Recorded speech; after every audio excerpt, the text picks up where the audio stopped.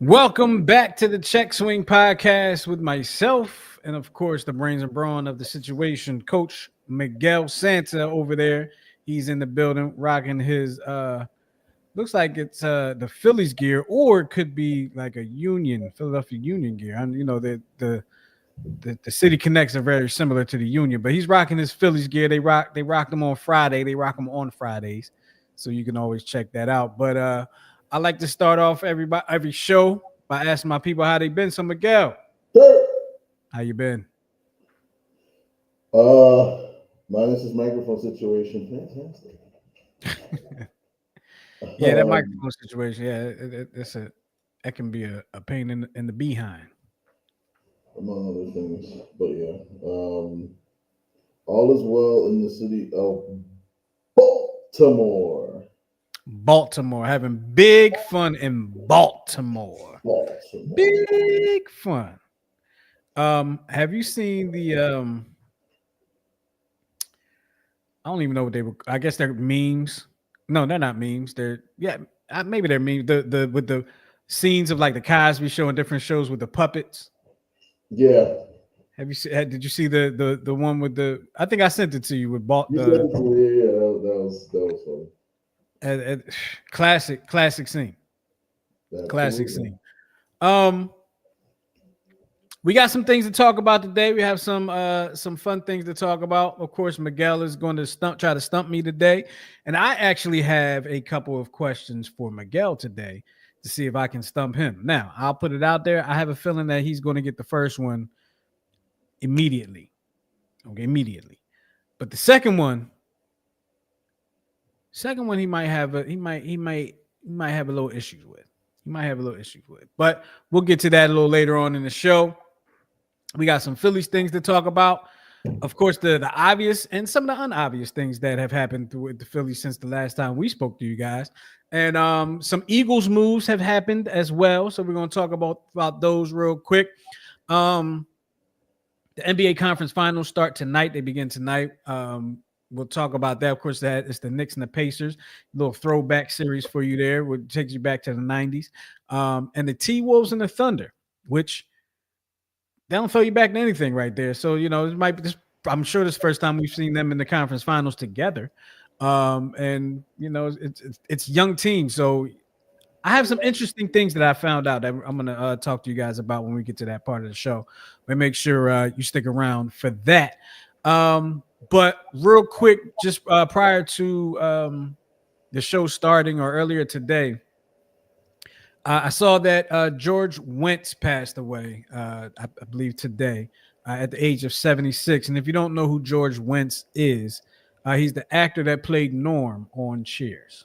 And when he walked into the bar, everybody said Norm. And that's how like I will always remember him. Some people will always remember him as one of the characters on Saturday Night Live, one of the Bears fans. A lot of people Builders. that the Bears. And but he also played in some movies too, some kids movies as well. So he's hit a lot of different generations. And a lot of people don't know necessarily his name as George Wendt, but when you say Norm from Cheers, they a lot of people know exactly who you're talking about. So he passed away today. Rest in peace to George Wendt. Now, let's talk Phillies, Miguel. Your favorite topic. Do we have to? We got to talk a little Phillies today. There's some big news that happened in the Phillies with the Phillies over the last week and over the weekend, really. But I'm not going to start with the bad. I'm not going to start with that just yet. I'm going to start with some good. Last night, because this will be the quickest one. Last night, Kyle Schwarber hit his 300th career home run. And they're playing in Colorado, and he hit it on like the upper deck, the facing of the like the third deck or something like that. Something crazy, right? This is going to be a stupid question, Miguel, but I'm going to ask it anyway, just for the sake of asking it. Is the home run cheapened a little bit for you because it was in Colorado? Well, number one, there's no such thing as a stupid question. there are stupid people that ask questions.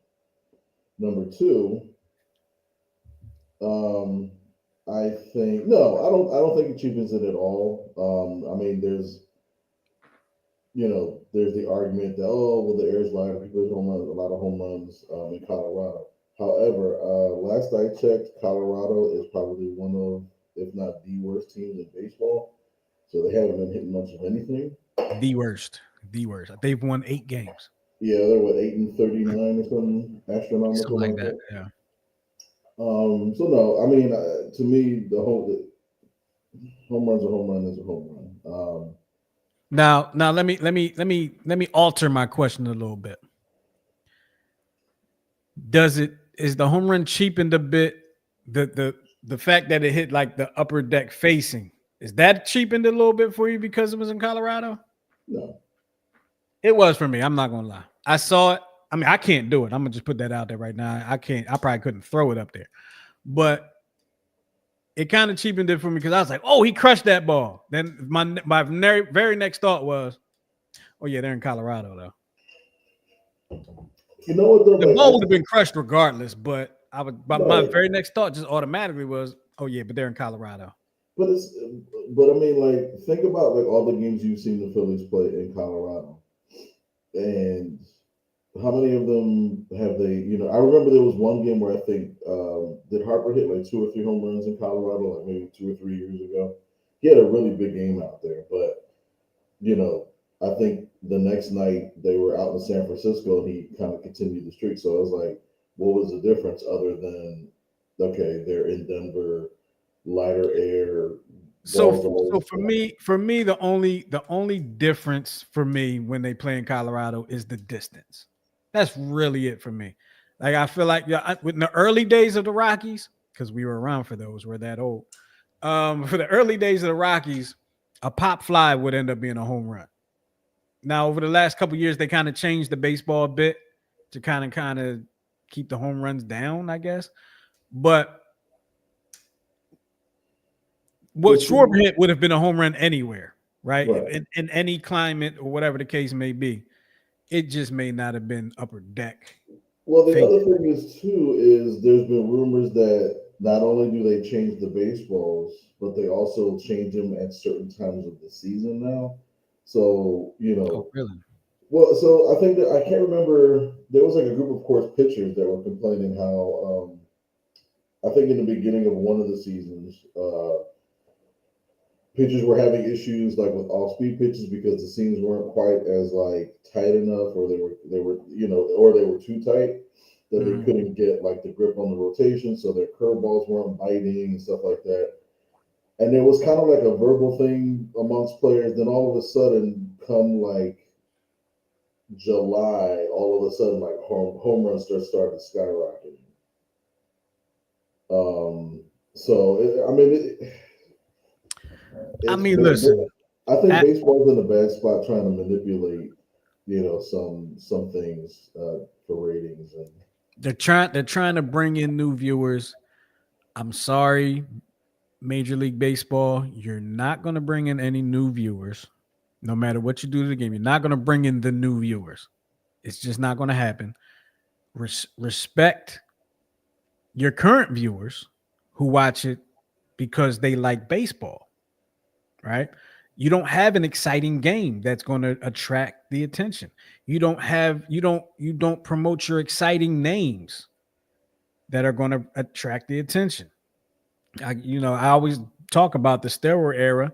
Since the steroid era, they don't really hang their hat on any stars. Back before the steroid era, or before the the I don't know what you would call it, the catching of the steroid era, the stopping of the steroid era, everybody would I mean, any star was getting promoted. Ken Griffey Jr., Sammy Sosa, Mark McGuire, Barry Bonds, Rafael Palmeiro, Roberto Alomar, Cal Ripken Jr. The names go on and on and on. You don't get that now. You don't get that now. And I have a few theories behind it. I'm not going to get into that. We got some more things that we need to talk about. Mick Abel came up in replace of Aaron Nola, who has hurt himself. He's hurting. Um, Air quotes. air quotes. Mm. And had a great debut. As most, maybe I shouldn't say most, as a lot of call ups do. One comes to mind all the time is Kerry Wood in his first few starts in the majors. He was like untouchable. End up coming back to earth, but once they get the film on, things change. But anyway, what did you think about Mick Abel? And tell me something. Like this is the part, Miguel, where you have to explain some stuff to me about baseball, the business of baseball. Okay. Okay. First, I want you to tell me what you thought about Mick Abel.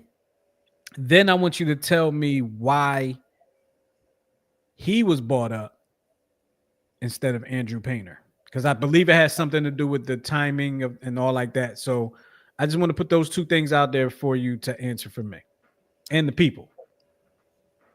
Um. So first off, impressive, and I think what made it more impressive is that this game on Sunday ended.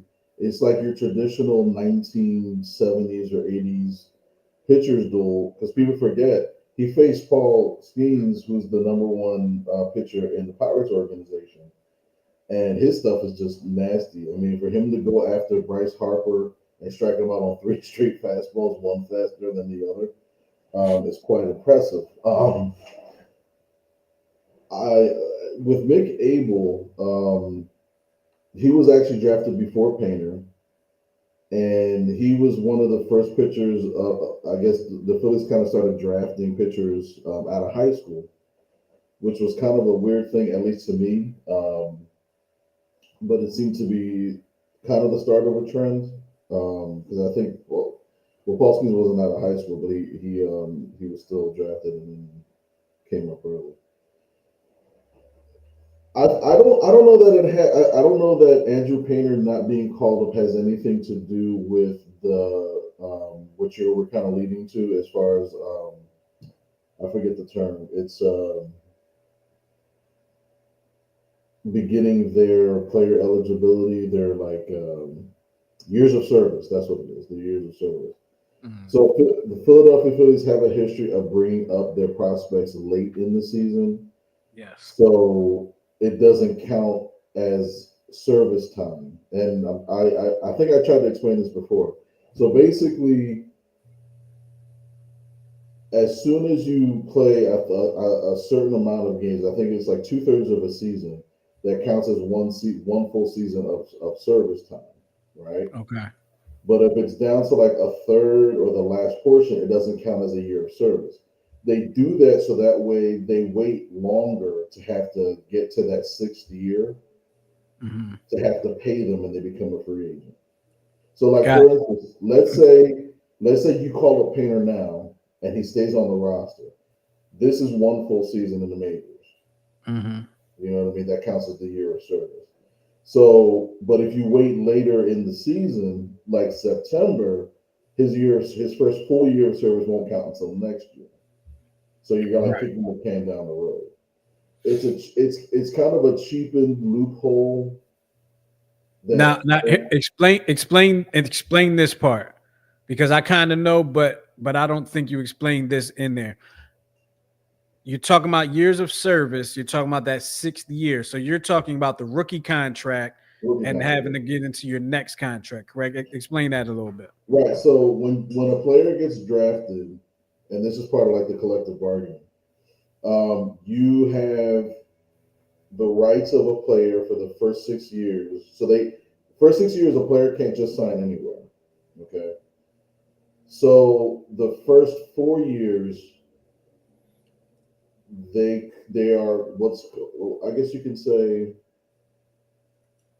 are they arbitration eligible. So if they outplay their contract within like the first 4 years, you can actually do what's called a salary arbitration at the end of the year, and they can negotiate a raise for that player. They did this with Mike Trout, where they actually bought out the last 3 years of his 6 year rookie contract, Hmm. and I think he at the time he was the highest paid player shortly after Bryce Harper. So the teams can have the power if they feel so inclined to do. They can buy out their last 3 years of arbitration and just pay them, and that kind of negates the need to have to go to the arbitration table and negotiate the salary. Gotcha. Thank you for that. Thank you for that. But he did well. McAbe, we'll come back to McAbe. He did do well. And like I said, as most first timers tend to do.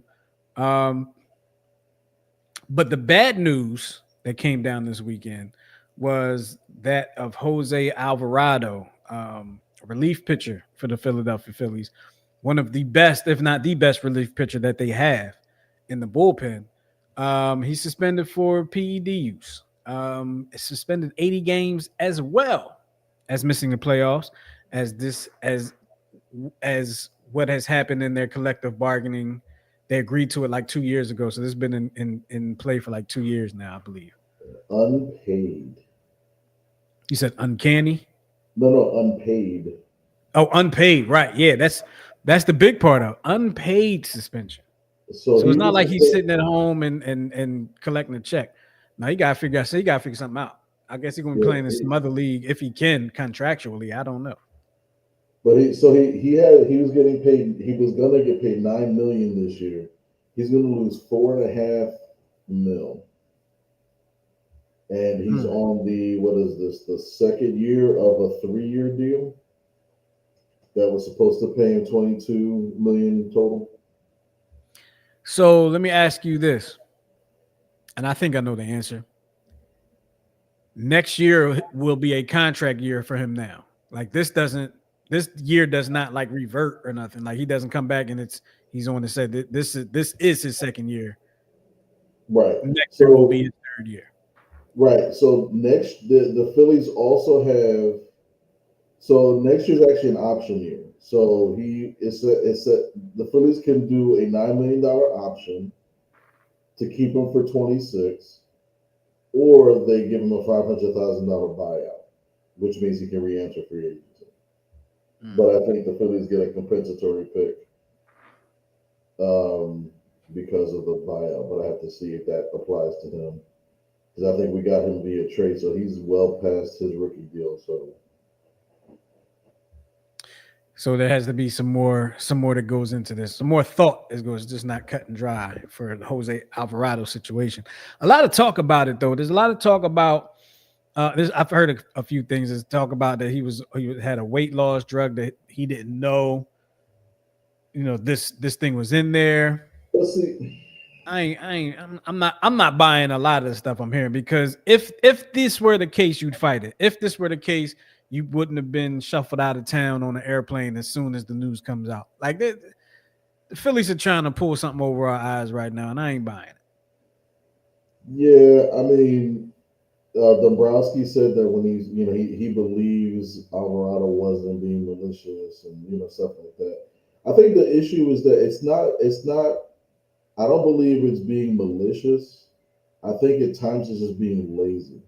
Like a lot of these guys have personal trainers, and they pretty much will just listen to everything that they say and everything that they do. But at the beginning of every season, and I believe this is the case in every sport, there's usually a list that goes out to all agents, that goes out to all players, that says, hey, these are the upcoming banned substances. And they tell you, if you've been taking this banned substance or anything like that, stop taking it within like 30 days before or 60 days before the season starts, so it gets out of your system on the next test. Mm-hmm. Like they tell you this. And I believe this is actually part of the collective bargaining, which is why he didn't really fight it. You know what I mean? But because this isn't the first time like a player has said, well, I'm using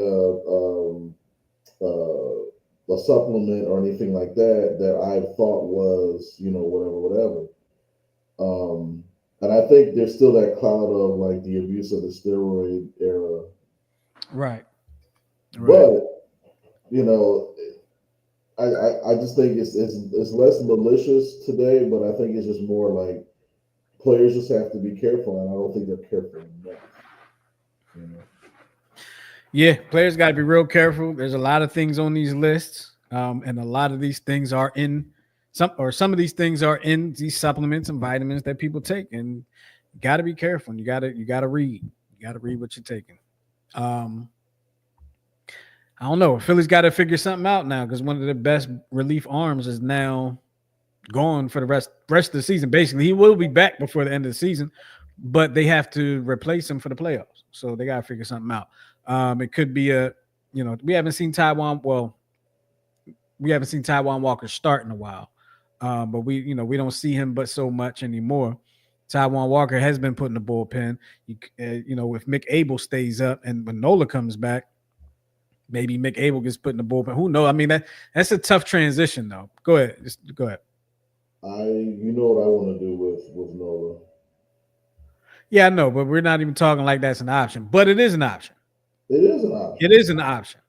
But it's not an option right now because we're just trying to. You could say trade anybody. Yeah. You can say that, but that's not really an option right now. But if there's talk soon about a trade, somebody interested in Nola, it could happen. It could happen. Eagles news. Nick Sirianni, championship winning coach, 2 Super Bowls in 4 years. A 40-something and something record as a head coach. I forgot. 40-something and 20-something or something like that. I forgot. I think it's 40-something and 20-something. 48 and 24 or something like that. Yeah. Record as a head coach. He gets an extension, a contract extension. It keeps him here, keeps him in Philadelphia for another 5 years, I believe. I think it was a 4-year extension or something like that. I believe it was something along those lines. But how you feeling about that? Because I know I feel like you might have been one of the ones that's like he got to go. Yeah. I mean, I get it. You know, dude, he's just so hard. He's just so hard to like. But I get it. You have to do it. You gotta do it. I don't. He's hard for you to like. I don't have a problem with him. I don't have a problem with him. I feel like he reminds you of somebody in high school that you wanted to punch in the face, but you didn't because you didn't want to get in trouble. Several times, like not even punching the face, but like set up an accident so that way it looks like an accident, and just like stand in front and thinking like, oh, I'm gonna do a dance move, and then bam, right in the nose. You know what I mean? Like, oh damn! Like, oh, here he comes walking down the hall. He's walking real close to the lockers. Let me help here put my coat in so I can open the locker and bust him right in his nose. I couldn't have said it more perfectly myself.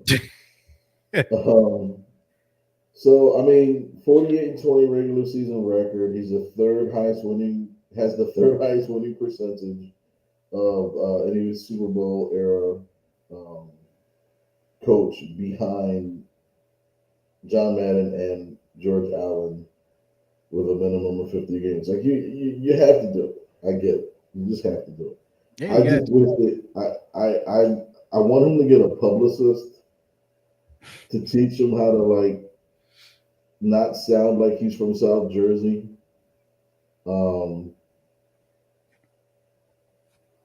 Yeah, that's it.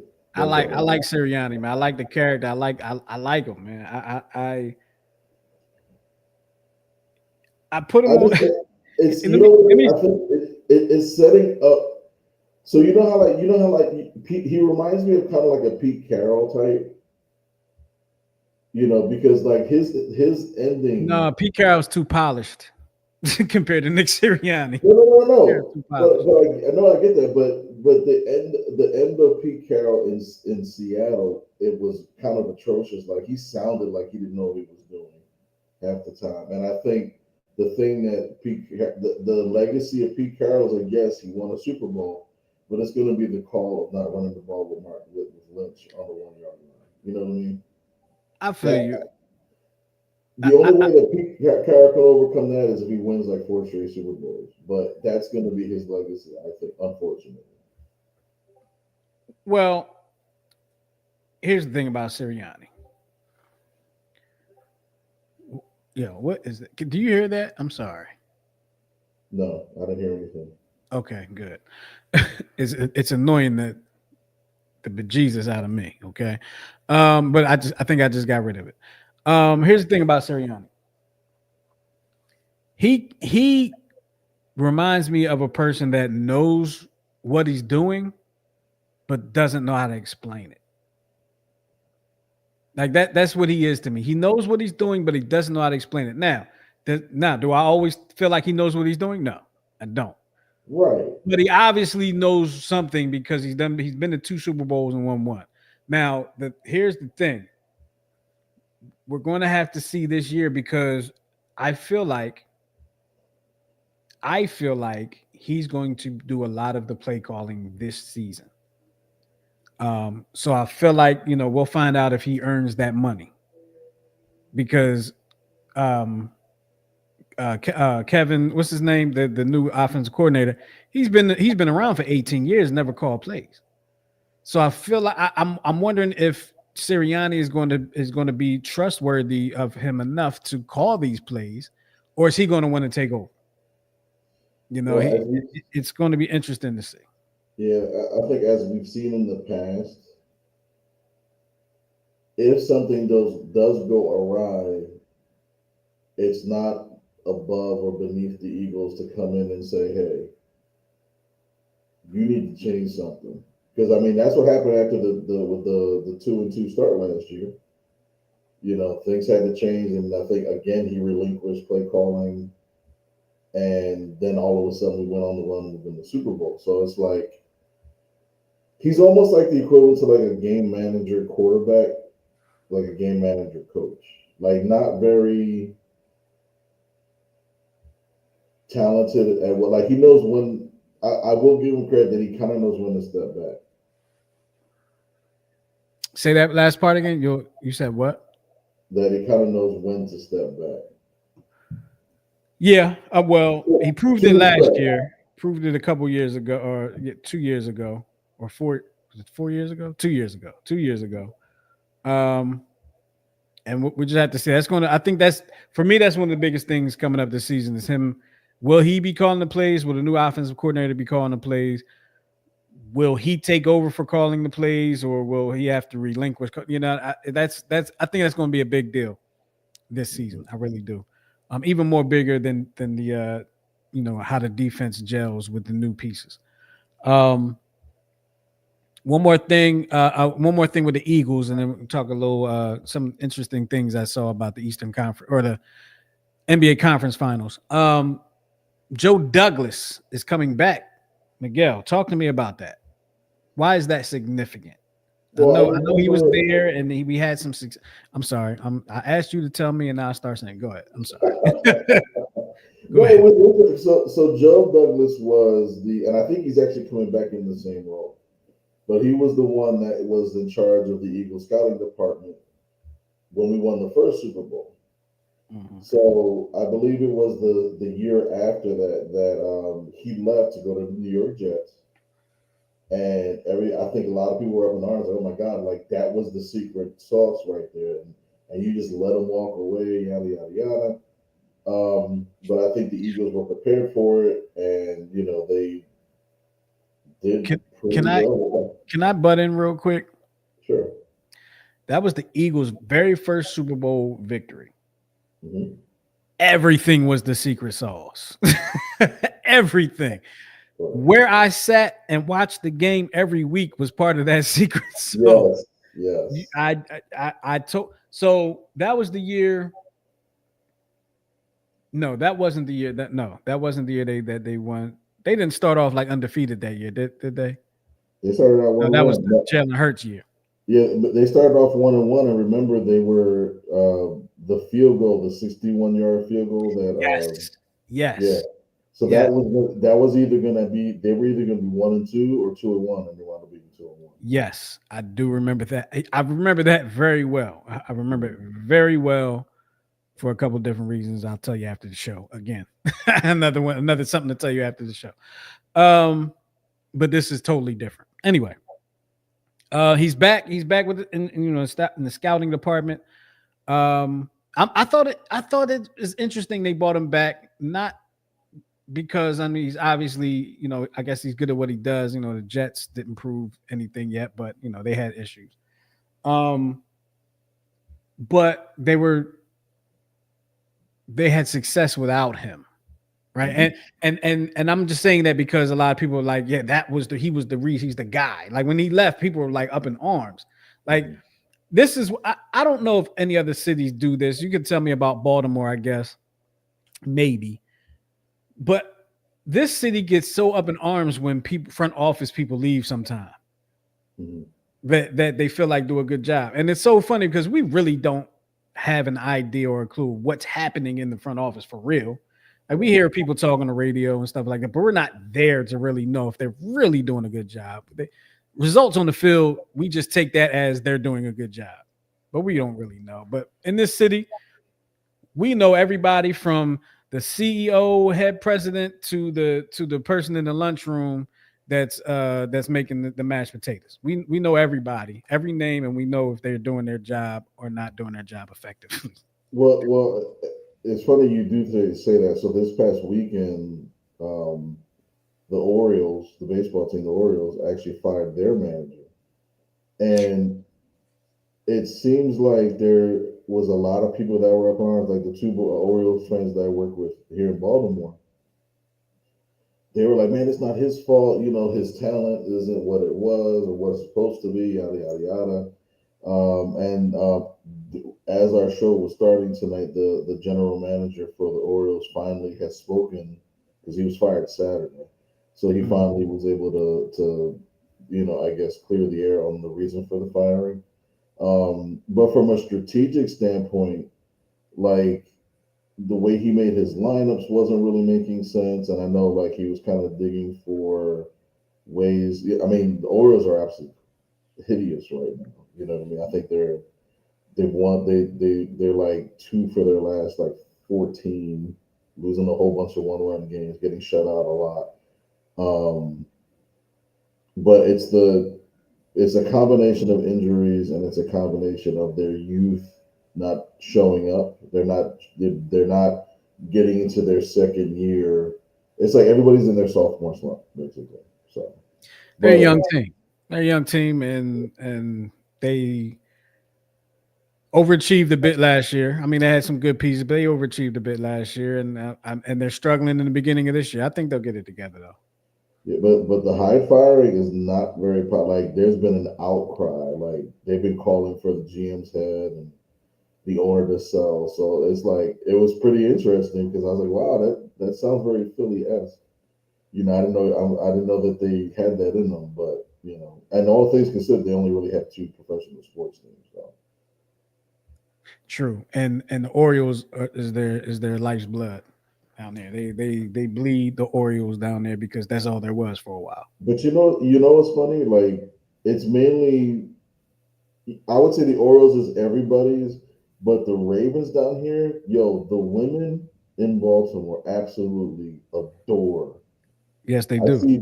They have that purple. They have that purple. I forgot what it's called, but I know I know a lot of folks in Baltimore, and I know a lot of women that go to that purple event. I don't know what it's called, but I always see the pictures. Yeah, but yeah, the purple and the gold is very very popular amongst the female sports fans down here.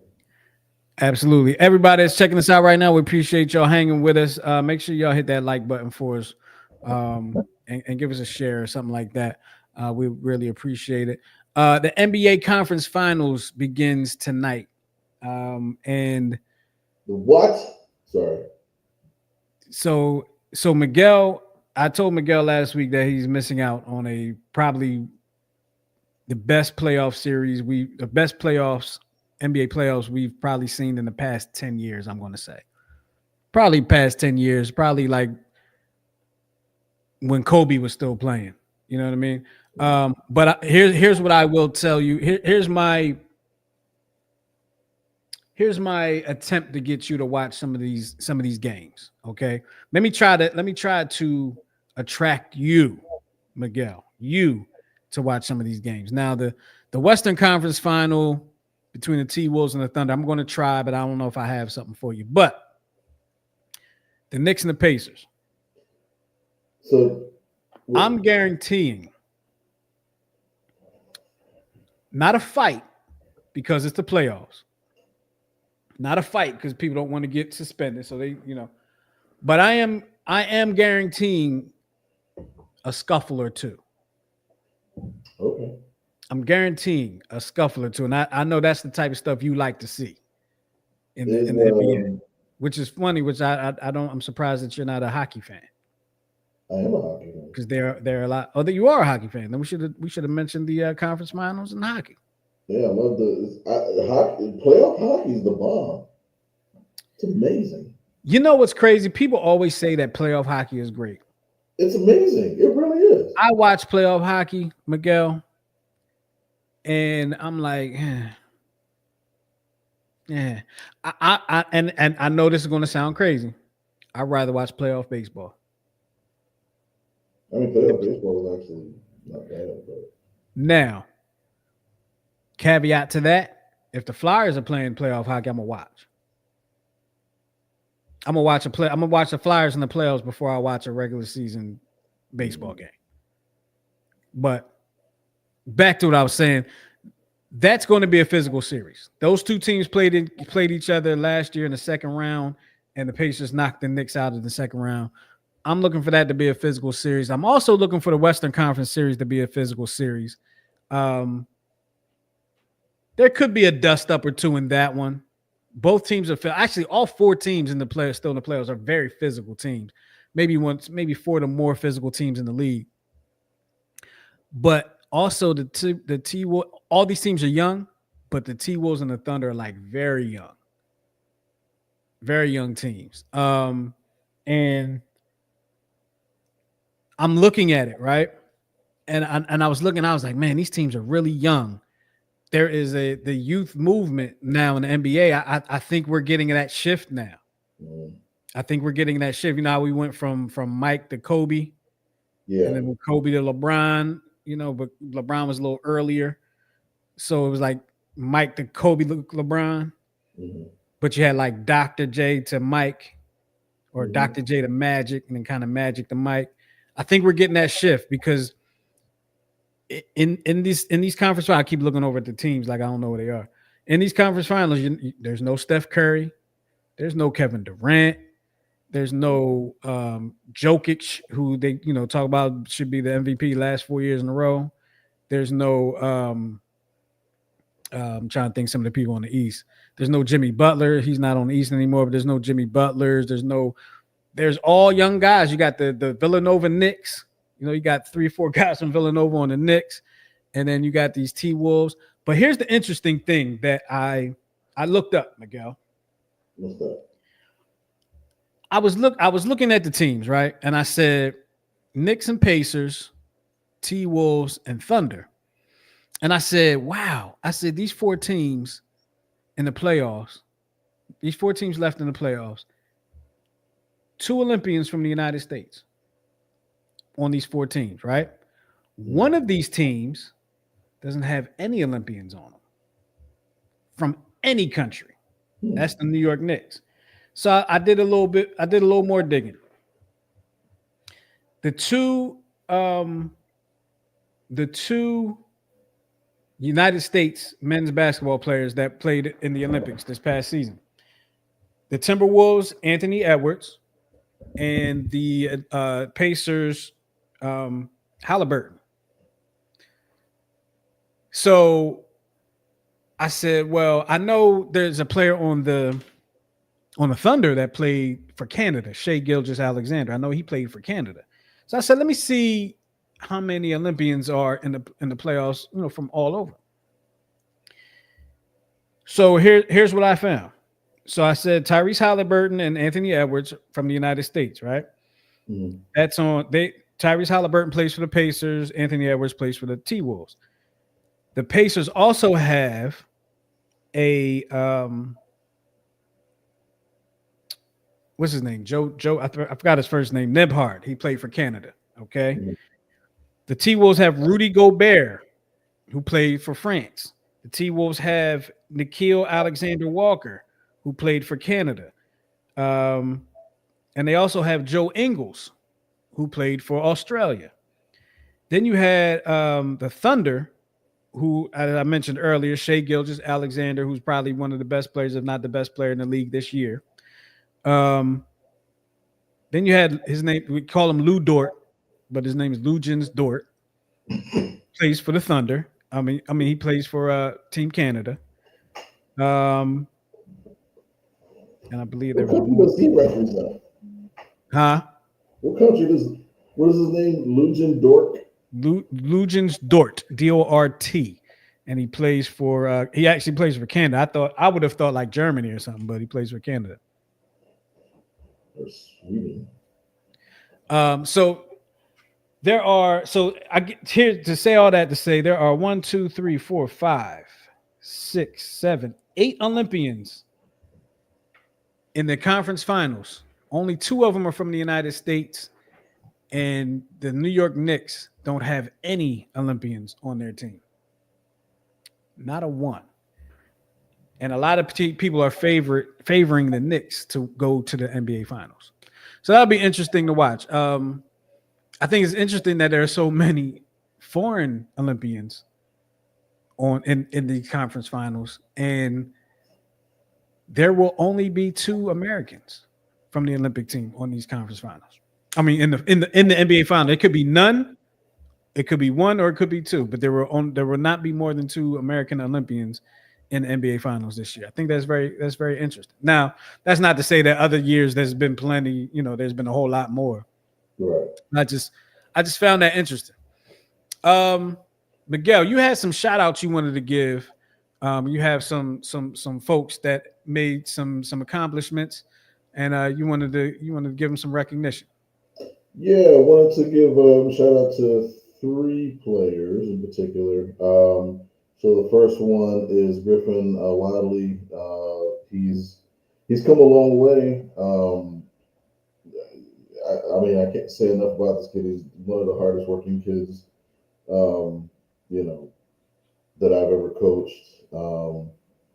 And he won Offensive Player of the Year for Dunbar High School. And the next slide kind of shows you why. Um, so he batted 520. His on base percentage was 613. Slugging 7.6. OPS was 1.3 off from the leadoff position. And he pitched this year, getting that nice little innings or strikeout Ks per inning. The 24 Ks in 12 innings was really good. And I know he was just kind of learning how to, not learning how to pitch, but kind of gaining the confidence to do so. So shout out to him. I'm looking forward to working with him starting tomorrow.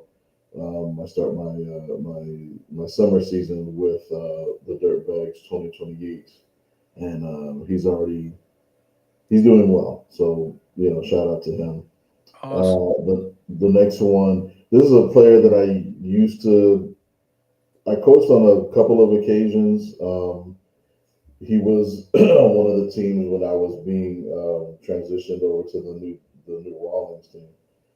His name is Benny Lopez. I believe he's in his junior year or probably junior senior. Got second team all county. That's 7 run. Left-handed hitting catcher. When I first saw him, catching, I don't think he's ever thrown a ball down and it's hit the ground. You know what I mean? You said you've never thrown a ball the what? He's never thrown a ball down to second base that hit the ground. And I may be exaggerating, but I never expected to hit the ground. But bullet arm, I said then he's probably going to eventually be one of the best catchers in the state of Maryland. That's how good this kid is. But he's a better person. You know what I mean? Always, not a rah rah guy, but he knows how to get his players back. So, and the last one, my starting center fielder, who's a freshman, contributed to his team's championship win. I believe he won the Division C championship for the Park School, and I was actually there, one of the root and lawn. He played right field. I believe he actually batted cleanup, from what my assistant coach had said. But he's a little guy, but he's he's the one guy that you want him in center field to cover. I don't know how he gets to half the balls that he gets to, but he just does. And I trust him, and he's going to be one of the captains on my summer fall team. So his name is Joshua Downs. But if you want to play the video of the celebration, you have to be noticed. All right, stop it. they defeated State Practice Academy 9-3.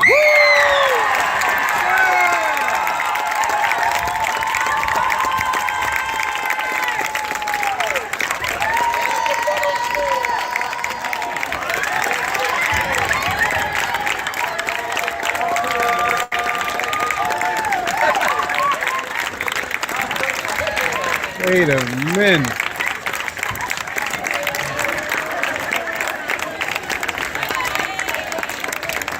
What do you do?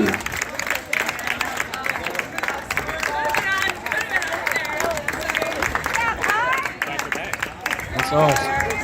That's awesome. So you just put a smile on my face. I did. That was Joe Cannon. Joe Cannon, yeah. That was Joe Cannon.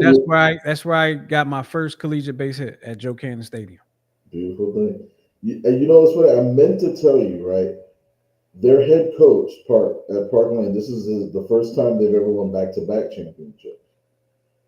And I can't remember the coach's name, but he's African American gentleman. He reminded me exactly of you. Body mannerisms, everything. To the point, like, he was arguing a call over at first base, and he came and said, "Yo," I was like, "That's it. That's my coach right there." And then when they called him to get overturned, he said, "All right, let's go." And then he started running backwards. I was like, "That's exactly what Coach Dustin would do." And what school was this? What school was he called? The Park School. It's a private school. Just it's like County City, Baltimore, because these were the Baltimore City Championships. So it's I want to say it's like on the west side of like 695. Okay. The one kid, you remember when I showed a video last summer of the last game, the picture that was just like throwing like yaks, right? Mm-hmm. So he actually goes to that school as well. Okay. So that's the Noah Thomasino. He goes to that school as well. He's a freshman, and I think he pitched, which is why he didn't play. But he was able to contribute as well as a freshman. So, gotcha. If you were hit with us in the beginning of the show, I told y'all that I had some questions to ask Miguel to see if I could stump him. And I am very confident in the fact that he will probably get the first one. And I'm somewhat confident in the fact that he may not get the second one. But I'm also not that confident that he won't get the second one because he just would just know random stuff. But Miguel. sure. And let me get it out because I feel like you know it. So let me get the whole question out. And if you want to answer it as soon as I get the last period out of my mouth, go ahead. Okay. But let me get the question out. All right. Agree? We can agree on that? We can agree. Okay. Here we go. There is one player that has broken up the most no-hitters in MLB history with a home run. Am I saying that correctly? Yeah. You know the answer. I know the answer. You know the answer. Who is that player? That would be Sir Ricky Henderson. It is Ricky Henderson. Yes, it is. The most. And you have to say it in the third person as Ricky Henderson. As Ricky. Yes, absolutely. Ricky Henderson is the greatest. So here is the second question. There is a player. I hope I get this right because I only heard this once. There is one player that is in 2 Hall of Fames. Do you know two sports Hall of Fames? Do you know who that player is. And for a bonus, no, I can't give you that bonus because that's actually a clue. Were they in two professional Hall of Fames, or one collegiate and one professional? I believe they're both professional.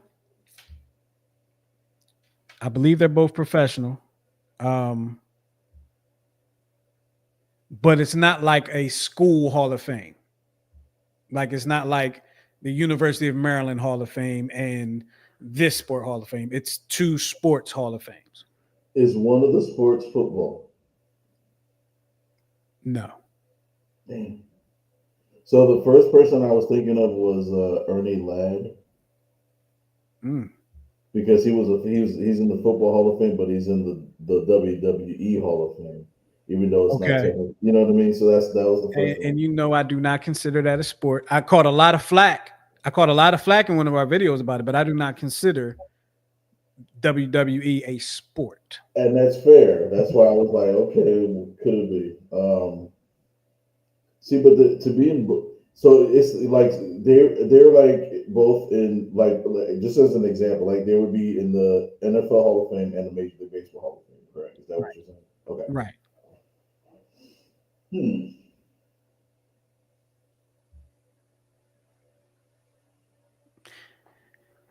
Yeah, you're stumped on this one. I am kind of stumped on that because I'm just trying to think other than that. Yeah, I'm already going to tell you. I'm going to tell you. I know where your mind is processing. You're not going to get it. All right. Well, number one, shut up your face.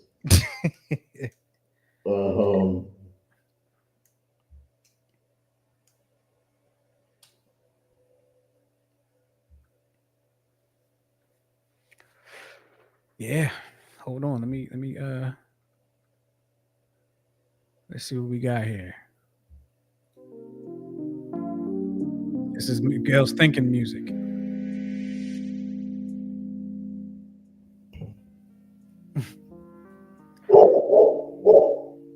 Yeah.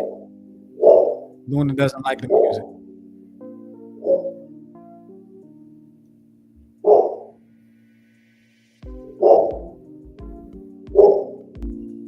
Taking too long, man. It's too much silence there. It's too much silence. Talk it out. Talk it out with me. All right. So the first person that came to mind was Tony Gwynn, because I thought that too.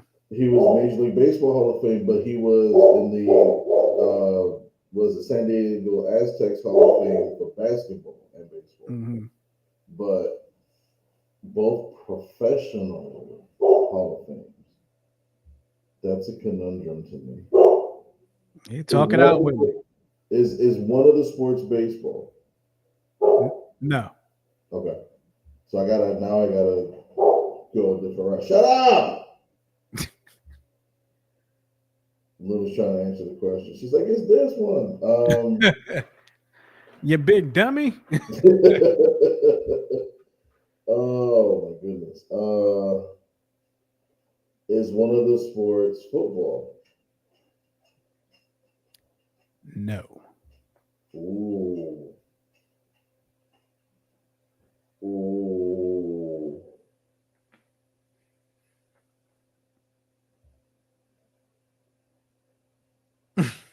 Keep talking. Keep talking. We're going to drive you there. We're going to get you there. Are any of the sports the four major sports in America? Like, are you saying are they in the Hall of Fames? Is that what you're saying? Yeah. Yes. So that would leave baseball and hockey. You said it would leave what? Baseball and hockey. I mean, basketball and hockey. Correct. Luna, cool out.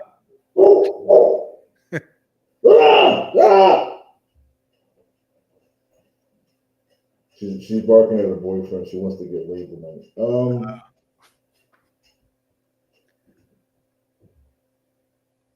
What's the answer, Luna? What do you think? snapping at me. Damn, basketball and hockey.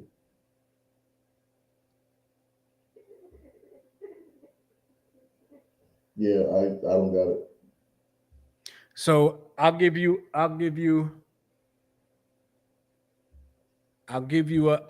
one of the Hall of Fames, Okay. but you have to let me know if you want the sport that is the major Hall of Fame or the not major Hall of Fame. But see, I asked you if it was a major Hall of Fame. You asked me if one of the sports was one of them major Hall of Fame. No, right. But then I asked, so both of the sports were in the You didn't top. say both of the sports. You didn't. You said, is it a major Hall of Fame? Or you said, is it one of the major 4 Hall of Fames? I said, right. But then I said, are 2 of the sports? I don't, well, your mic ain't working, so I didn't hear that part.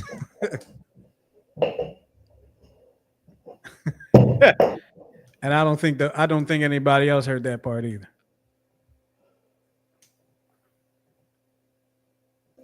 Good, because I cussed.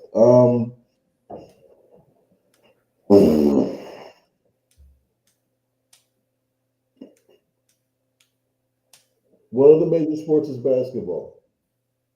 Say again? Is one of the major sports basketball? Yes.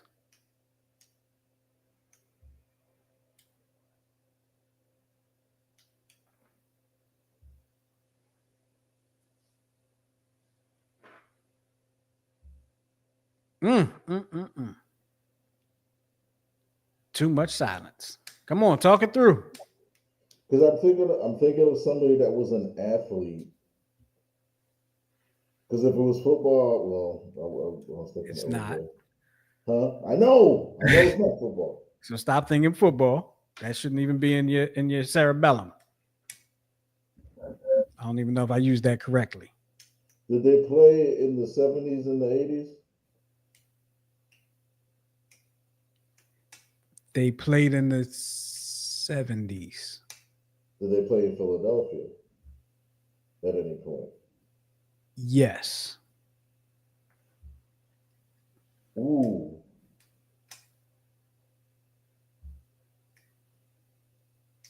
Come on, you're right there. You're right there. All right, let me just. Could it be Will Chamberlain? Wilt Chamberlain it is. Your niece got it 2 minutes ago.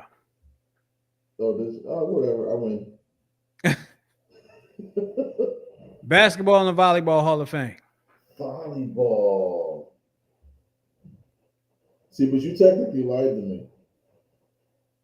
No, I didn't. My question was, I'll play the damn tape. My question was, are the 2 sports that are left part of the 4 major sports? And you said yes. That's why I thought. I thought you said, is it part of the 4 major Hall of Fames? I asked you that. I said, are you saying? Because I asked you, are you saying the 4 major Hall of Fames? But right, but you still answered yes. But volleyball is not in the major. It's not a major sport. Not that it's a bad sport. It's just not the top. So your niece says, I mean, to be fair, you asked if it was baseball or football like 4 times. Dara, stop calling out the grown-ups. You're punished.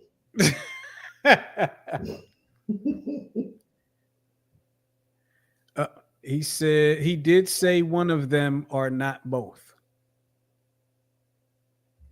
See, she didn't listen to my question either. So screw both of you. Well, there it is. There it is. Now you're stumping me today, but you have a couple of videos to share, correct? So the first one is a damn. I was debating on whether to show this or another one, but we'll just go with this one for the night. All right, here we go. I have not seen this. I may have seen it, but I haven't seen it in the realm of this show. So here we go.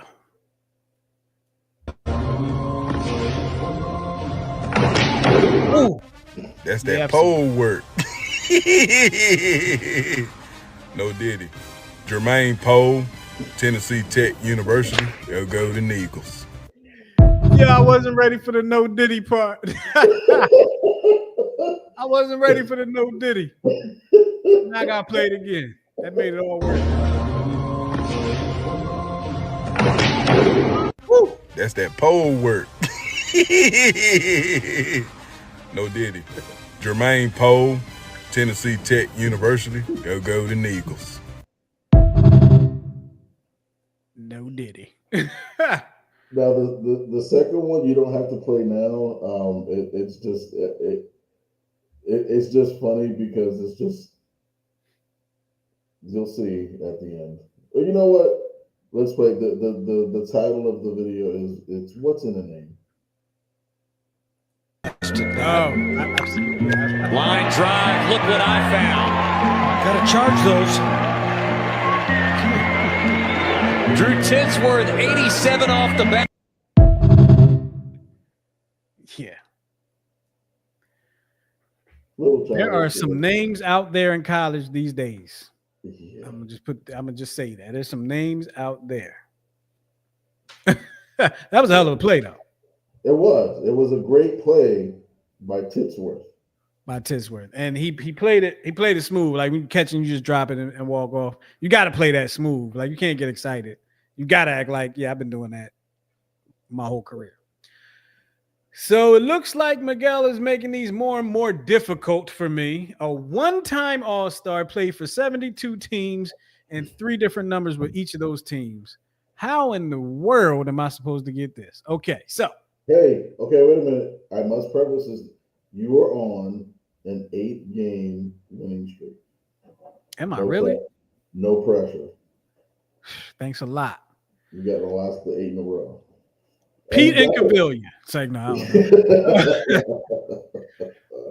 don't know. Okay, so I'm just going to name them and you can tell me where I'm right and wrong when I'm done. Okay, I'm just going to throw them out there.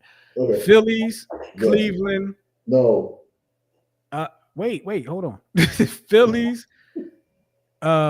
Washington. No. Tampa Bay, Phillies, no, Diamondbacks, no, Padres, no. and New Orleans Saints. Absolutely not.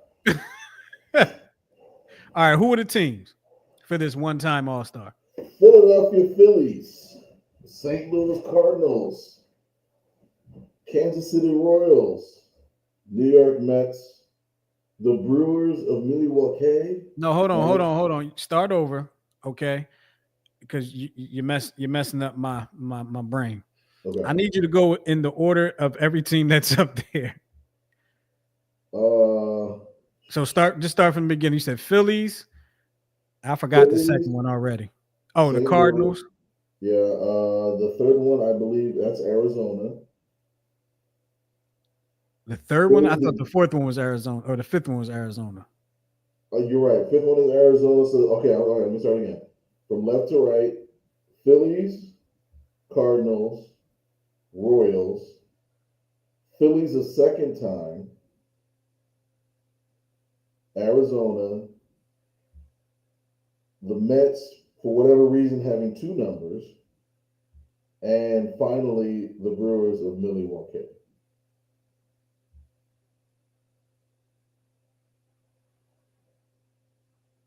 The Phillies, the Cardinals, Royals, Phillies. No, Chooch retired a Philly, right? No, he did not. But it's not Chooch. It's not Chooch. Good guess, though. Actually, no, that's not a good guess. Because Chooch only played with Phillies once. Can you give me an era? I mean, obviously he played for the Diamondbacks, so it wasn't the 70s. Right. But can you give me an era, a time frame? Mid-90s till he had a mid-90s till like early 2000s. So he had a career, not a terribly long career, but And it's not Bobby Abreu. We had Bobby Abreu before. And only once.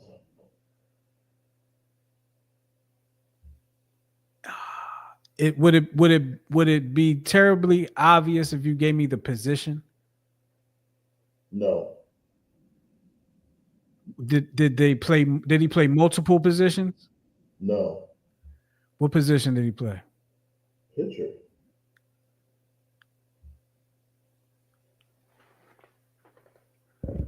Ricky Pitalico. And the streak continues. Ricky Bo.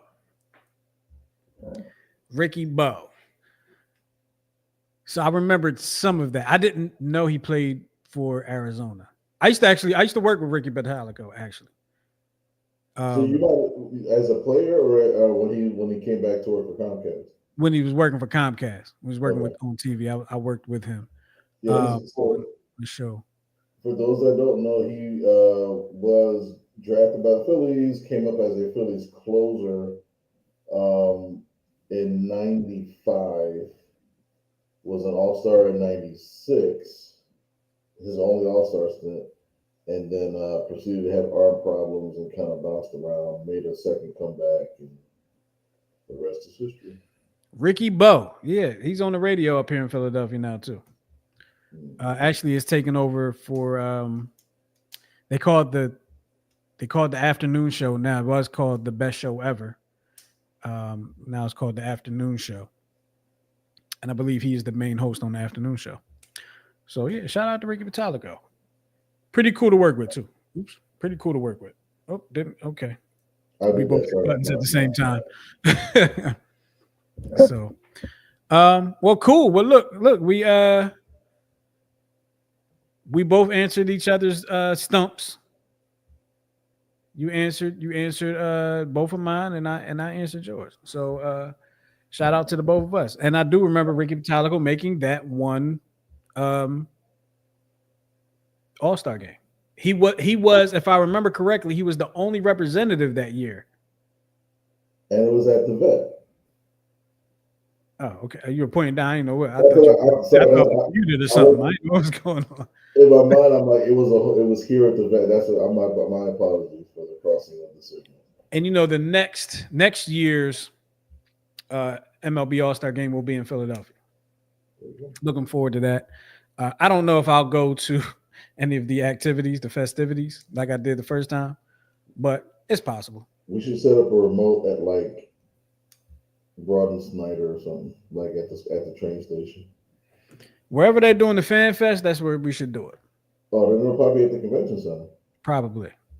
And I have to get back in that cage and swing the bat on the simulator pitcher thing, because I got absolutely embarrassed back in 96 when they had the All-Star game here. Yeah. And I was facing Hideo Nomo because I wanted to face Hideo Nomo back then. Whew, I got annihilated. I fouled a couple off though. I think I may have hit one. But you might want to start practicing now then. Yeah. I probably have to. Coming to a cage near you. Me.